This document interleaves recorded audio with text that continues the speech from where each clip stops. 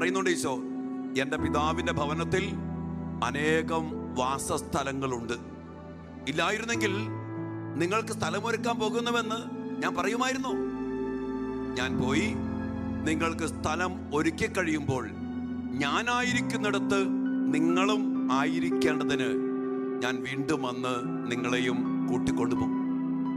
പ്രിയപ്പെട്ട മക്കളെ, ഈശോ ഈ ഭൂമിയിലേക്ക് വന്നത് നമ്മെ നിത്യജീവനിലേക്ക് കൂട്ടിക്കൊണ്ടുപോകാനാണ്. അതിനുവേണ്ടിയാണ് ഈശോ സുവിശേഷമായത്.